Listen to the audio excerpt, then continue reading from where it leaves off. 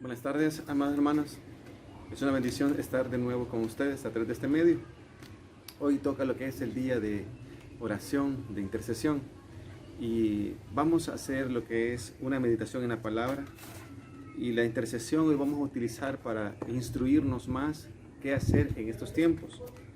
Y el título de esta meditación, el Señor pues nos ha permitido ponerle dando testimonio en medio de la crisis.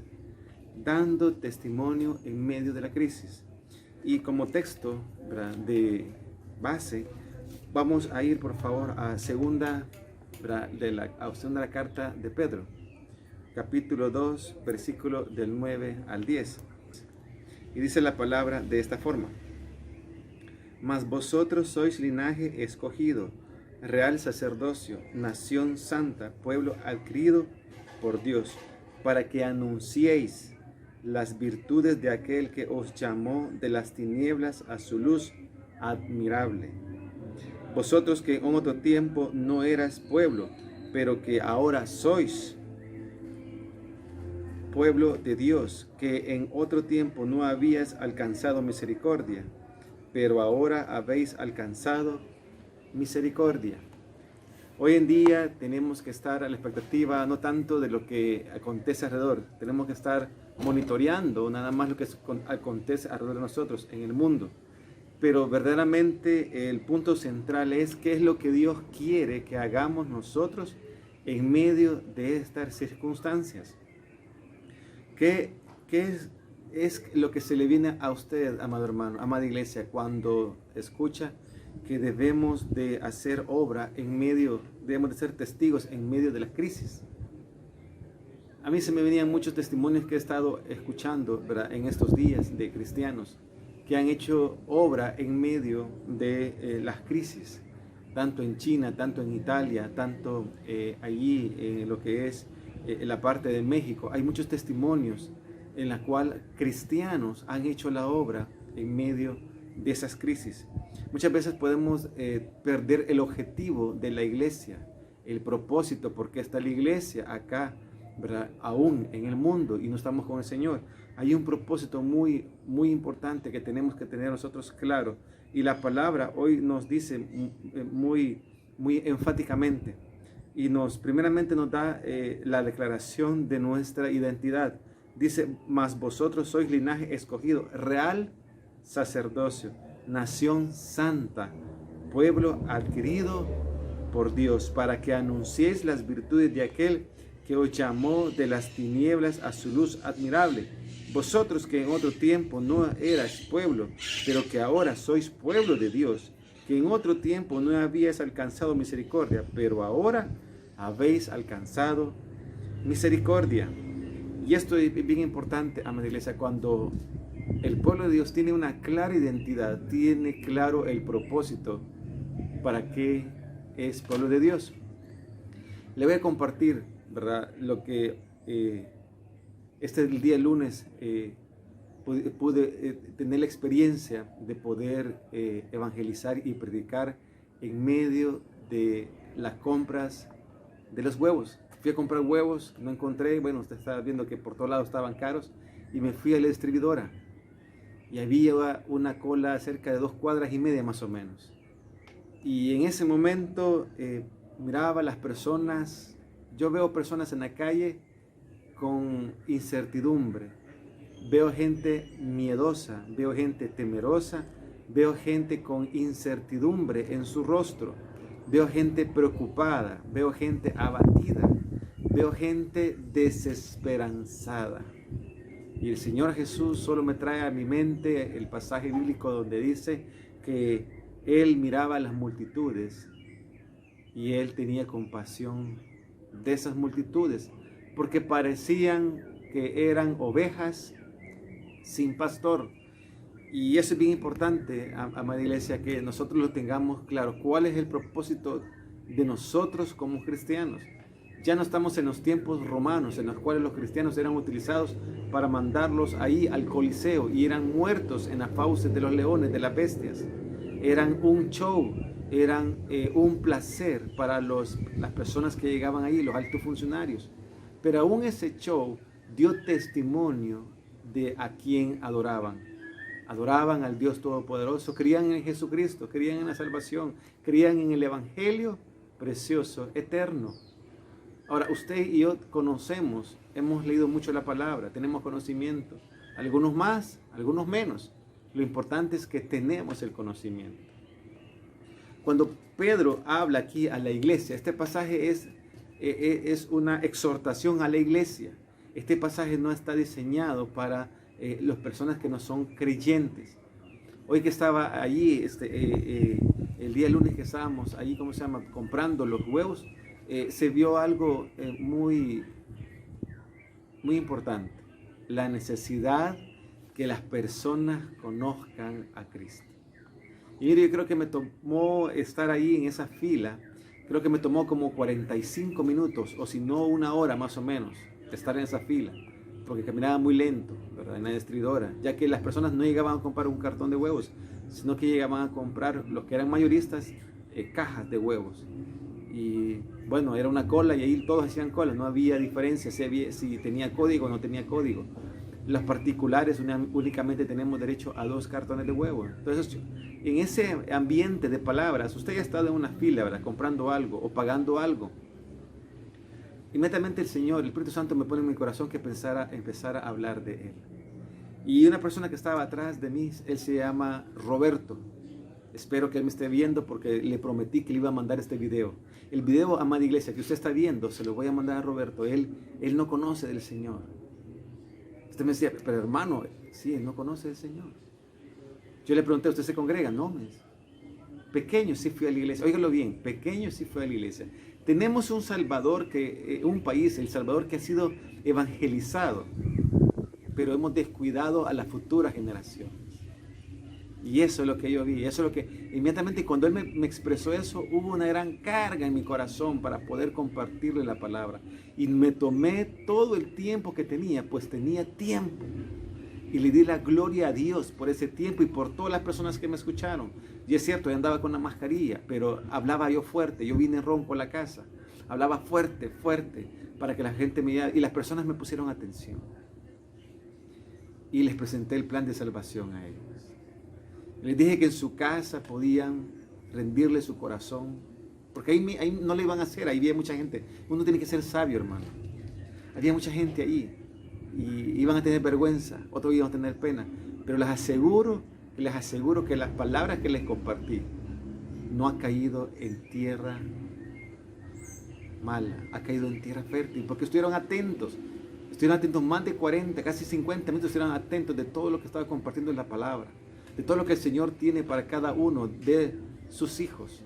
Son hijos porque vienen a través de una herencia, a través de Jesucristo, pero son nada más creación de Dios, porque aún no han aceptado al Señor. Yo le preguntaba a esta persona, a Roberto, ¿usted ya aceptó al Señor? Me dijo, no. Pequeño sí, yo vi lo que es la iglesia, pero de ahí yo me alejé.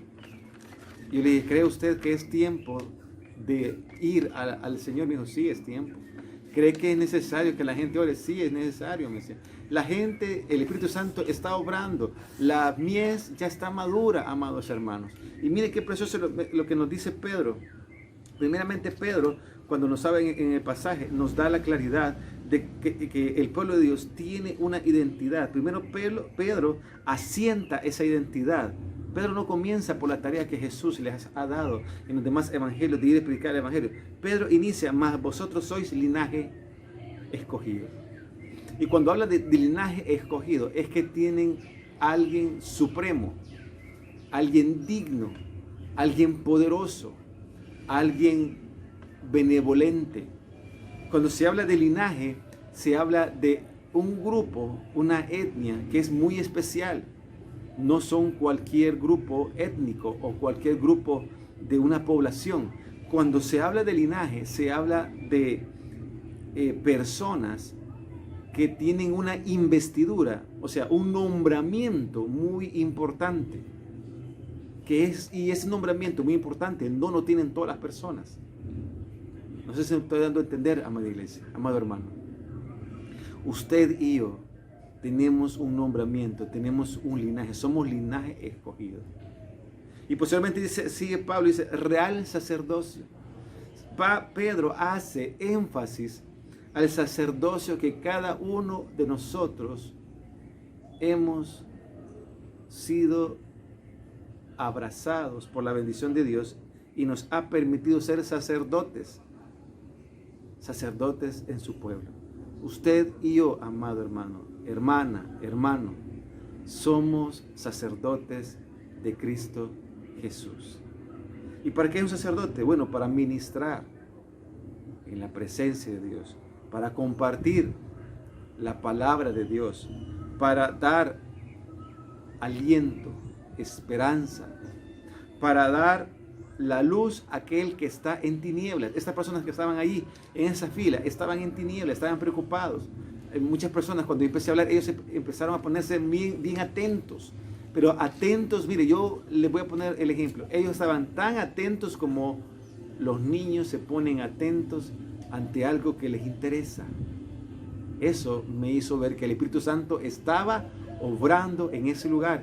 Y me dispuse a predicar, y prediqué, y compartí, evangelicé. Hice el llamado a muchos allí. Y claro, muchos tenían pena. Es un lugar público, estábamos en la calle. Pero, hermano, como le hemos venido compartiendo y como hemos venido siendo sensibles a la voluntad de Dios, es tiempo de presentar, es tiempo de compartir el Evangelio. Somos real sacerdocio. Dice la palabra nación, dice nación santa. Cuando se habla de nación santa, es que hemos sido apartados para Dios. Y cuando se habla de sacerdocio, hemos sido apartados para el servicio a Dios. Si usted no había entendido o no habíamos entendido la claridad de nuestro llamado, de nuestra investidura, de nuestro linaje, hoy el Espíritu Santo quiere que tenga la claridad, que usted vea claramente cómo Dios lo ha investido, cómo Dios lo ve a usted. No lo ve como una persona normal y corriente, como el mundo. Lo ve con un linaje escogido. Y viene un antecedente bien importante, en el cual se deja ver Pedro dándole a la iglesia una exhortación, que no olvidemos por qué somos sacerdotes, por qué somos nación santa. Dice la palabra acá siempre en el 9 de primera carta de Pedro, capítulo 2, dice pueblo adquirido por Dios. Y esta parte de pueblo adquirido por Dios tiene un paralelo que es Juan 3:16.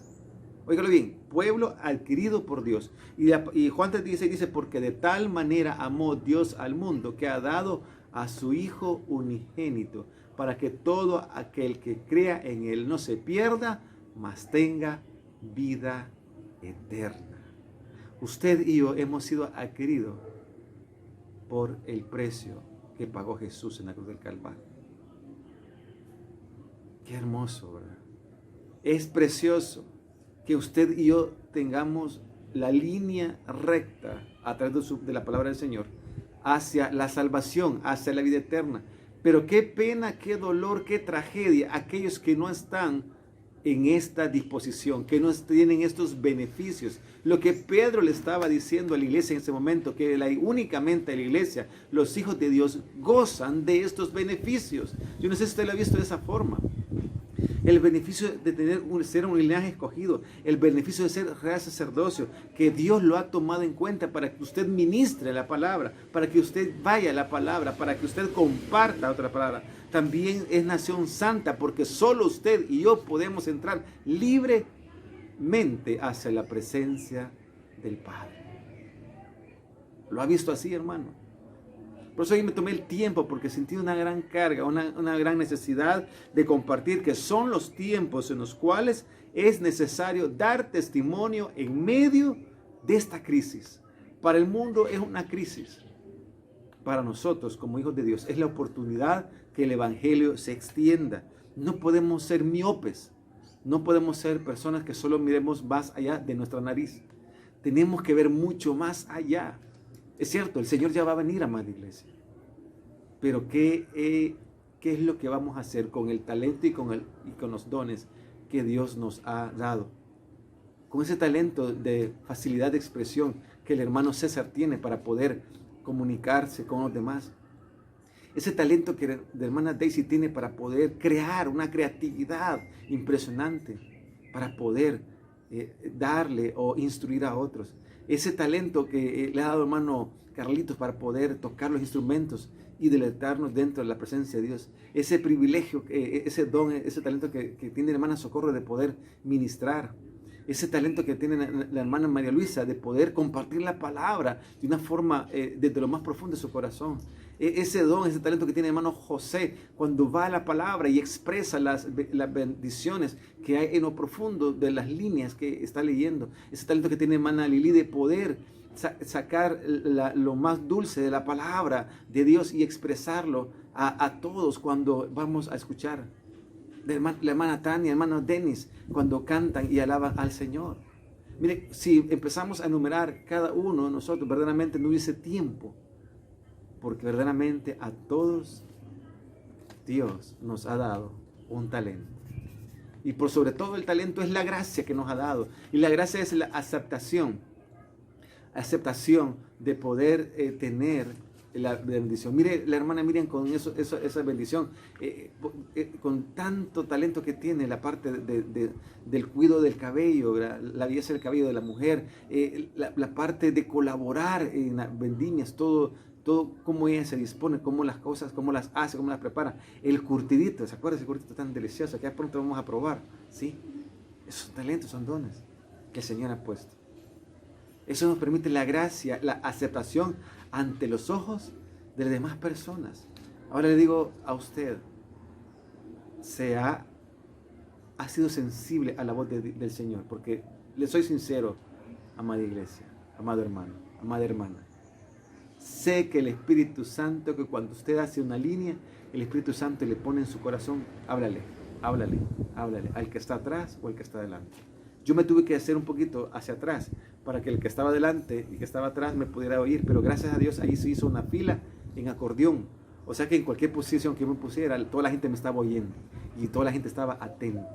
Cerca de unas 20 o 30 personas estaban en la calle ahí. La línea era de 2 cuadras más o menos, de las cuadras grandes, ¿verdad? De ahí, de lo que es en ese lugar que se compra.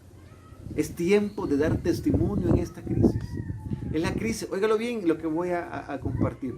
La crisis es para el mundo, pero no para los hijos de Dios.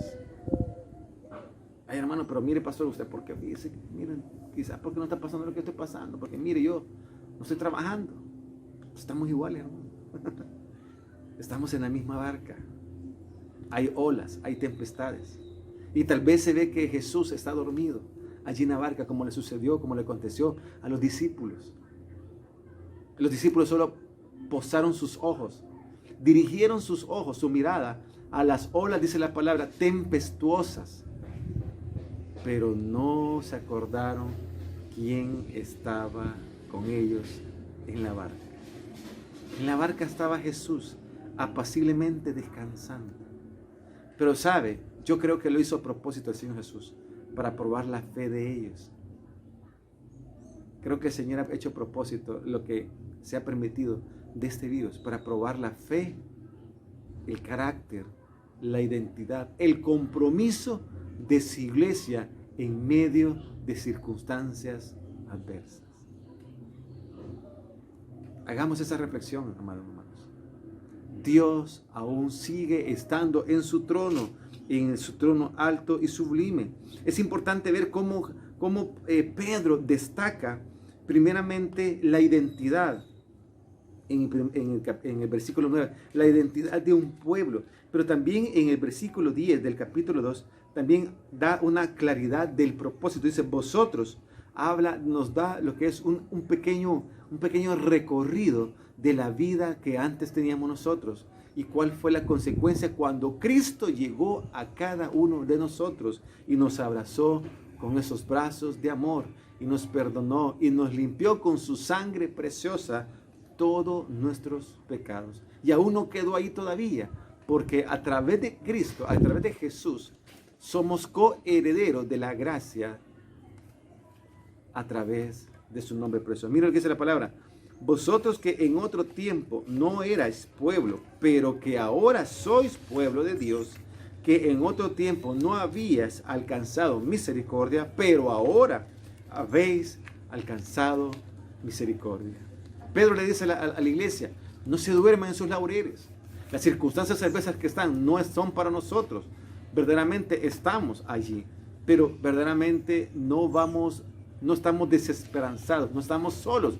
Recuerden lo que nuestro maestro nos dijo, que nunca nos iba a dejar solos. Os enviaría al Consolador, a otro Consolador, al Espíritu Santo de Dios. Es verdad, amada iglesia, que en estos momentos sentimos preocupación.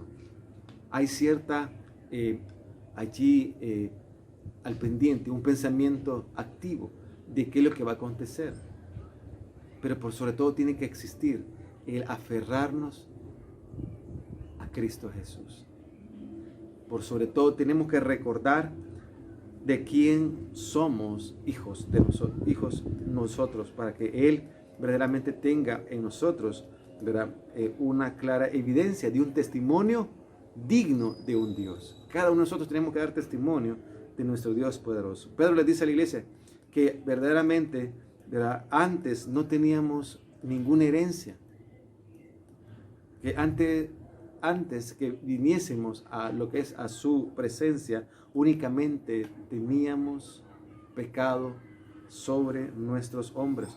Pero ahora somos herederos, tenemos un título, y ese título es que somos hijos de Dios a través de Cristo Jesús, y que nosotros le pertenecemos al Señor. Mira lo que nos dice Romanos capítulo 8, versículo 17. Y si hijos, también herederos, herederos de Dios y coherederos con Cristo, si es que padecemos juntamente con Él, para que juntamente con Él seamos glorificados. Romanos capítulo 8, versículo 17, cuando la palabra dice que somos herederos, pero también herederos de Dios. Cuando dice que somos herederos de Dios, es que Dios nos está dando una herencia, una promesa. Y la primera herencia que nos dio el Señor Jesús, Dios Todopoderoso, a través de Jesús, es el amor, ese amor tan sublime, tan alto. Esa es la primera herencia que Jesús, que Dios nos da a través de Jesús.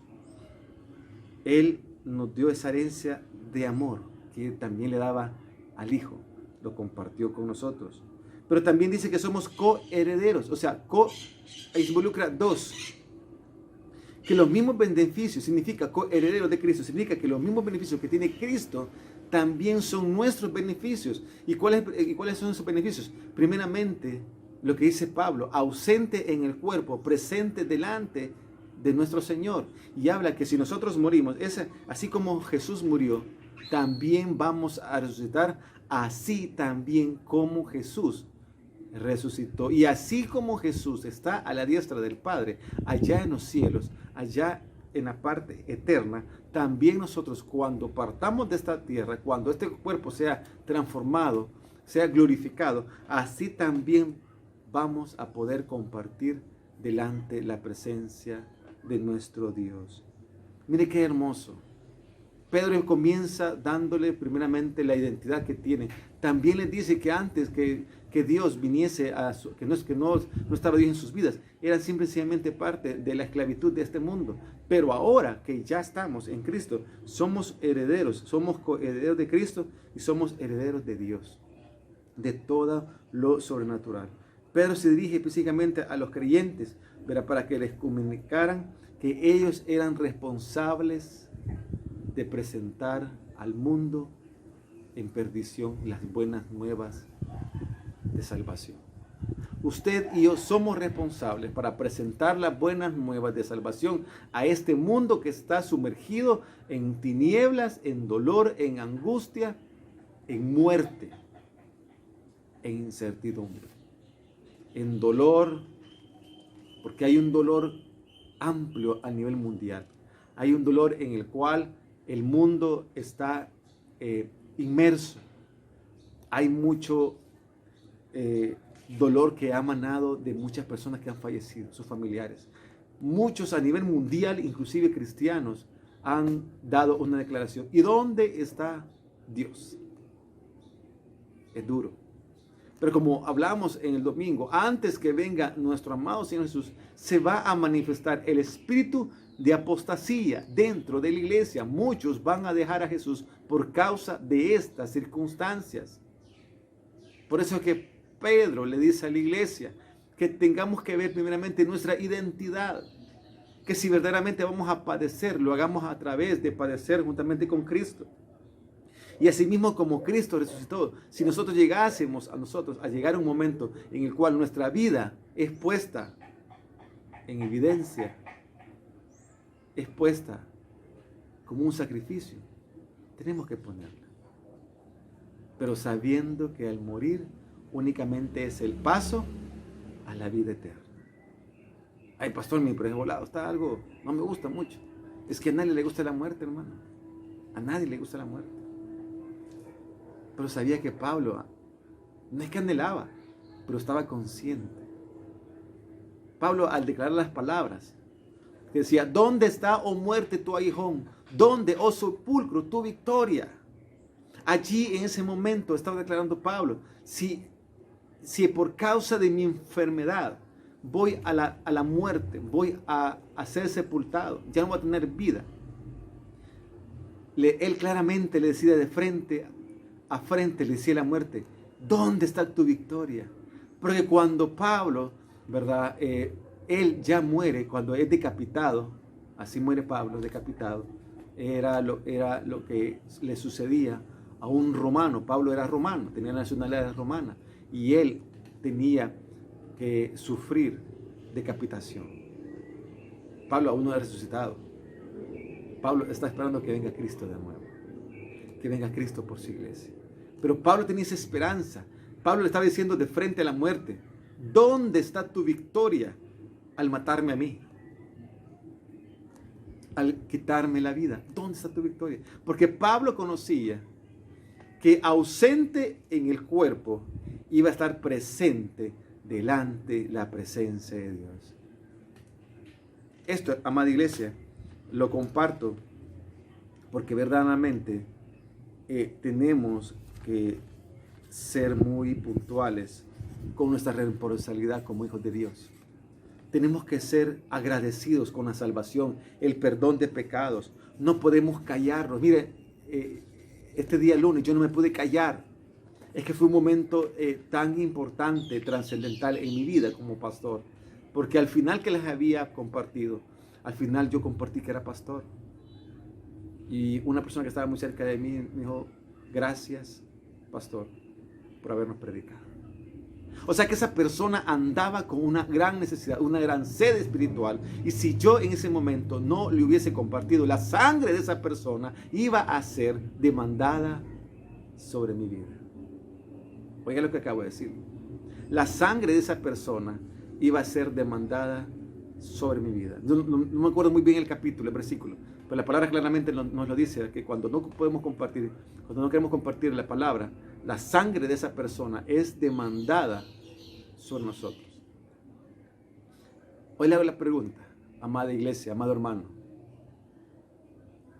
En estos días que hemos estado con estas medidas y usted ha tenido que ir a hacer fila, ¿a cuántas personas le ha compartido del evangelio glorioso de Cristo Jesús? Espero que no se oiga un silencio como se escucha aquí por la hora. Espero que usted se haya atrevido. Espero que usted sea de los valientes, porque esa es la palabra, que solo los valientes arrebatarán el reino de los cielos. Mire que me sentí tan satisfecho poder compartir de la palabra del Señor. Di mi testimonio, por cierto. Ay, pastor, pero mire, usted porque es pastor y predica y lee y todo, pues sí, usted ya se preparó para eso, usted está hecho para eso. Mire, su testimonio es poderoso. Su testimonio tiene un poder sobrenatural impresionante.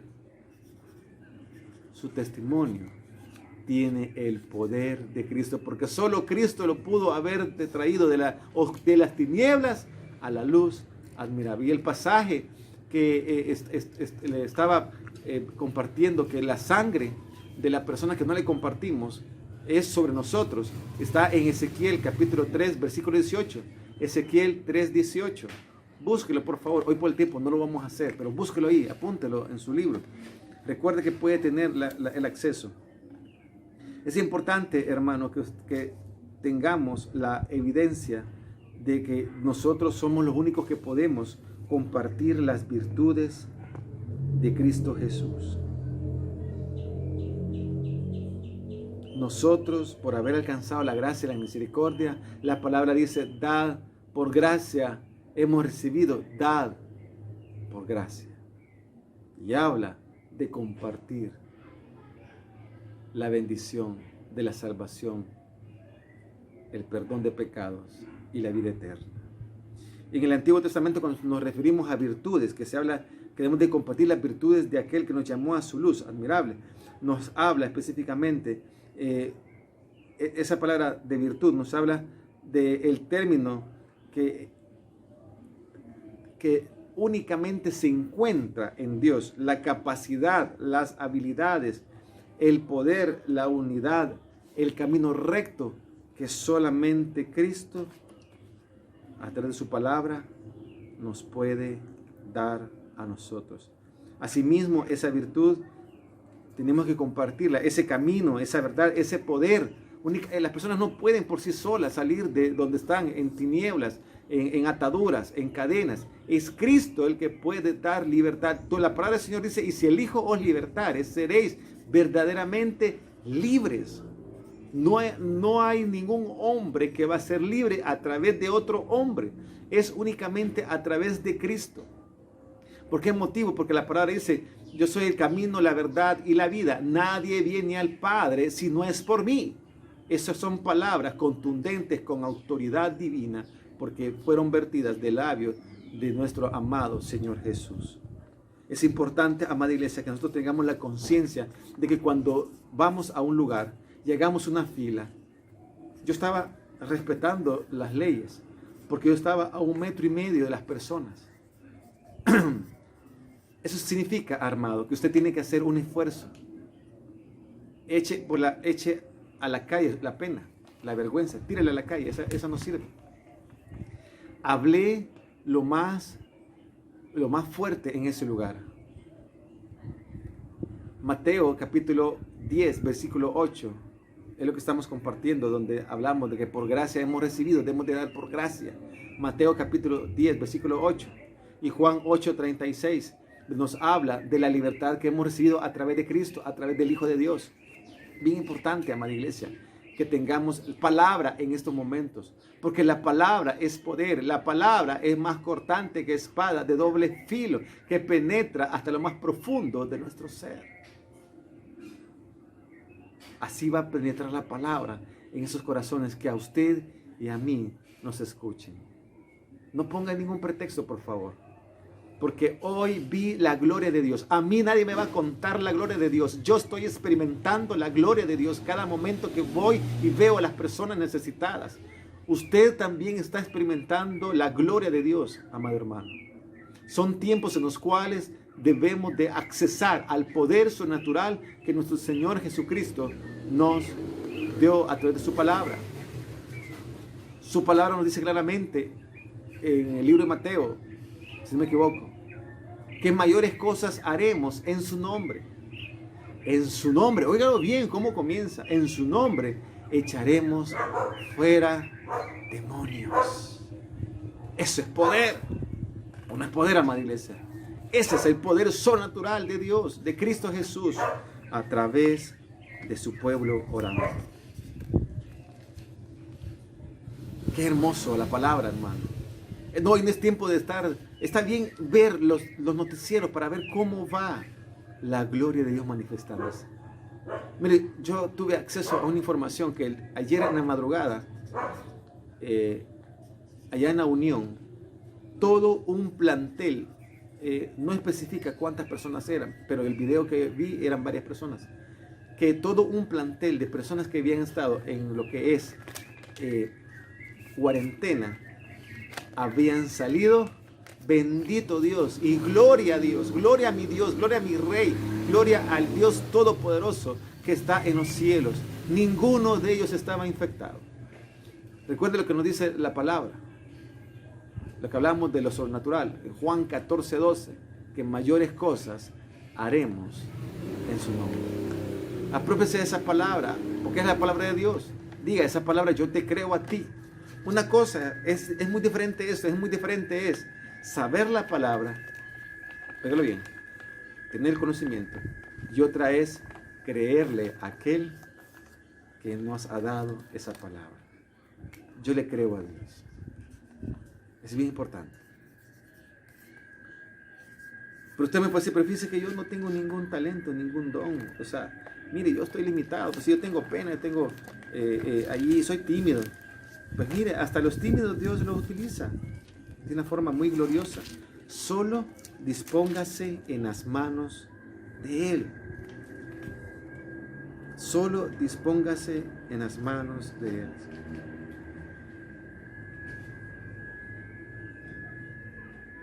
Si nosotros no nos disponemos a hacer la obra de Dios, nos está dando vergüenza entonces. Y tenemos que estar diligentes, porque el día del Señor no sabemos cuándo va a venir el momento del rapto del Señor.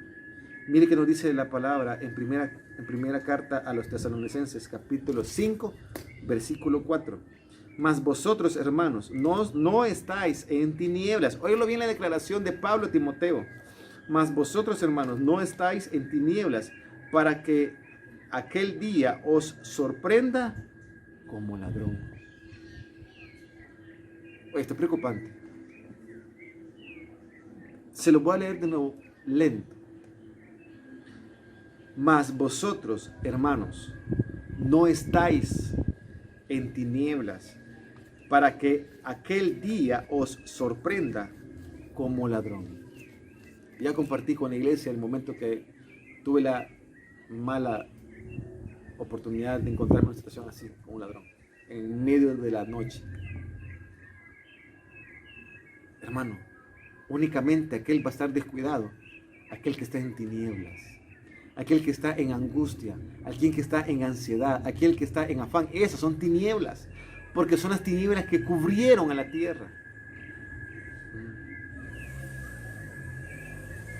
Andamos en tinieblas. O sea, no es que andemos todo el tiempo en pecado, sino andamos creyéndole las noticias plenamente a este mundo. Mire que hoy, y hablaba hace una semana atrás, y el domingo hablaba que nadie se había pronunciado en contra de todo este genocidio a nivel mundial. Ya Estados Unidos lo hizo. Hizo una demanda, no sé en qué momento, no sé si fue en la madrugada, no sé, una demanda sobre la nación de China de 2 billones. Me imagino que hacer una gran cantidad de dinero, ¿verdad? Me imagino que han de ser contenedores llenos de dinero. 2 billones de dólares está demandando Estados Unidos a China, porque China creó ese virus mortal. Y ya Estados Unidos ya tiene la perspectiva que es la tercera guerra mundial. Hágalo bien, amado hermano. ¿Qué es lo que va a acontecer de aquí a mañana? Solo nuestro Señor lo sabe. Pero bendito Dios, que Él lo sabe y que Él está en nosotros. Dice la palabra: más poderoso es aquel que está dentro de nosotros que aquel que está en el mundo. Y esto habla que no importa lo que acontezca a nuestro alrededor, lo que importa es que estemos bien cimentados, bien firmes en la roca que es Cristo Jesús. Porque nadie nos va a conmover, nadie nos va a sacar de nuestra fe en Él. Nadie nos va a convencer para hacer otras cosas que no le agraden a Él. Importante, no tengo que creer las cosas de este mundo porque me convierto en tinieblas. No tengo que andar en el dolor, en el pensamiento. No tengo que andar en compartiendo el pensamiento humano. No tengo que andarme aferrando a ninguna persona. La palabra claramente lo dice: maldito el hombre que confía en el hombre. Y habla aquella persona que pone el corazón total y pleno y su fe y su esperanza en hombre, en promesas de hombre, y no pone su esperanza, su corazón en Cristo. porque Él es el único, el camino, es el único que está dispuesto para llevarnos al Padre. Pero usted me podría decir, mire pastor, pero fíjese que yo creo que ya el tiempo está, todavía falta, hermano. Mire, todavía falta, pastor. Mire lo que dice la palabra en Juan capítulo 4, versículo 35. Juan capítulo 4, versículo 35. No decís vosotros, habla Jesús a sus discípulos. Es el capítulo de la Samaritana. Dice Jesús a sus discípulos, no decís vosotros, aún falta 4 meses para que llegue la siega. Es una pregunta que le hizo a sus discípulos, pero la hice de una forma como irónica. No decís vosotros, aún faltan 4 meses para que llegue la siega. Y mire lo que dice el Señor seguido. He aquí os digo, o sea, le dice, ustedes están errados. Ustedes están en tinieblas. Porque están viendo las cosas del mundo y no están viendo mi plan glorioso. He aquí os digo, alzad vuestros ojos. O sea que los discípulos estaban viendo la tierra en esos momentos. Se estaban fijando en los acontecimientos a su alrededor. De hecho, en Juan capítulo 4 se narra en el capítulo 3 que Jesús venía apartándose de los líderes religiosos porque lo andaban buscando a Jesús para matarlo. O sea, los discípulos andaban con un corazón entenebrecido, preocupados, abatidos. Y quizás hasta sin esperanza. Y andaban con Jesús. Mire qué tremenda esta última reflexión. Alzad vuestros ojos. Los discípulos tenían su mirada en su alrededor. Y Jesús los exhorta, los anima. Les dice, alzad vuestros ojos y mirad los campos, porque ya están blancos para la siega. Los campos blancos de trigo ya están dispuestos para que nuestro Señor nos envíe y cortemos ese trigo. Esos trigos son las almas, amado hermano. Ese campo blanco es el tiempo ya, que es tiempo que la iglesia predique la palabra a tiempo y fuera de tiempo, que la pena, que la vergüenza, que la indisposición se vaya a un lado, amada iglesia. Mateo 24:44, para ir terminando, dice la palabra. Por tanto, también vosotros estad preparados, porque el Hijo del Hombre vendrá a la hora que nadie piensa que va a venir. Hay muchos. Ayer escuché un video donde una persona decía, qué lamentable pues que Jesús no vino, porque esa persona de este video, no voy a decir el nombre, había pronosticado que Jesús, el arrebatamiento iba a suceder el año pasado, en diciembre. Y aquí estamos. Sí. Ahora, lo que yo le admiro a esta persona es que está al pendiente. Y él dice, es que yo estoy al pendiente con mi familia. Es un pastor de otra denominación. Ni sé qué denominación es. Pero lo que me llamó la atención es eso. Él está pendiente. La pregunta es, amado hermano, usted y yo podemos decir, estamos al pendiente de la venida del Señor, estamos diligentes, estamos ahí al pendiente de orar, de tener una comunión plena, de tener una vida santa y pura, agradable al Señor. Estamos así. Porque la palabra es contundente y nos dice claramente, por tanto, vosotros estad preparados, porque el Hijo del Hombre vendrá a la hora que no pensáis. Nadie va a estar allí. Eso dice. Nadie se va a dar cuenta cuando el Señor venga. Pero espero que nos demos cuenta. ¿Cómo? Estar diligentes en nuestro camino. Dice la palabra, y esto es bien hermoso, porque habla el Espíritu Santo a la iglesia. El que da testimonio de estas cosas dice, ciertamente vengo en breve, amén. Sí, ven, Señor Jesús. Y este es Apocalipsis capítulo 22, versículo 20. Hay contundente certeza allá en los cielos que ya pronto está la venida de nuestro Señor Jesucristo. Y es importante que usted y yo estemos preparados para ese momento. Debemos de estar preparados, debemos de estar preparados, debemos de estar preparados. No es tiempo de estar en tinieblas. No es tiempo de poner nuestros ojos a nuestro alrededor.